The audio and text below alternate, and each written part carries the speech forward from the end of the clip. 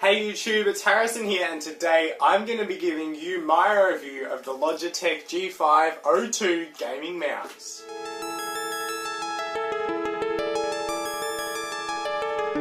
So starting with the braided cable. Not only is the 1.8 meters or 6 feet of length much longer than you will ever need, it is also very durable thanks to it being braided, and mine has shown no signs of any wear or breaking in over a year of use. The buttons on the mouse are also very durable, with Logitech claiming they will last for over 20 million clicks. For comparison, on average, a person will click a mouse around 400 times a day, and this works out to roughly 130 years before you hit the magic 20 million clicks. So I'm pretty sure it's gonna last you. Speaking of buttons, the G502 has 11 programmable buttons, with 6 of those being dedicated buttons.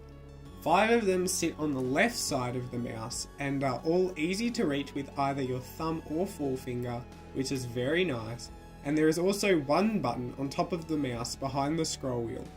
While it's not the worst, it can be difficult to reach, especially when you're under pressure such as in games, which means that if you're like me, you probably won't be using this button as much as others. The scroll wheel has 3 buttons, 1 by pushing it down and 2 by pushing the scroll wheel either to the left or to the right. And this is something I'd never encountered before this mouse, but now I love it. There's also a second button behind the scroll wheel, and you can use this button to change between a free scroll and a locked scroll. Personally, I almost exclusively use the locked scroll, as I find the free scroll far too inaccurate, but for things like massive spreadsheets or text, it can be very useful.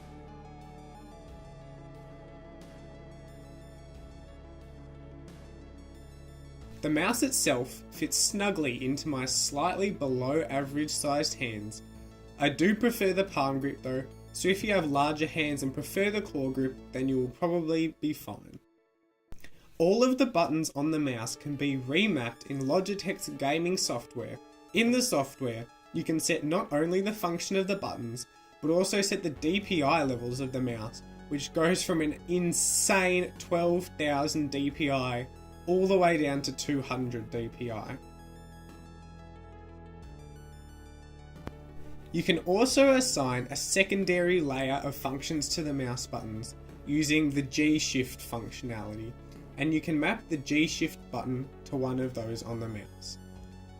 Thanks to the 32-bit processor on the mouse, you are also able to set up multiple profiles, and all of them are stored on the mouse. This is another one of my favourite things about the mouse. You're able to just set the function of the buttons and then use the mouse on any computer, and all of the macros and settings are going to be saved onto the mouse, so they'll come with you.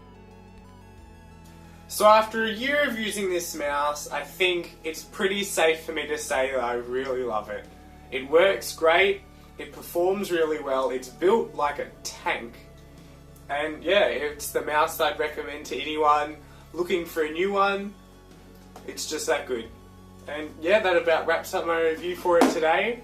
If you enjoyed this, don't forget to like and subscribe down below, and tell me in the comment section what kind of mouse you use. This is Harrison, and I'll see you in the next video.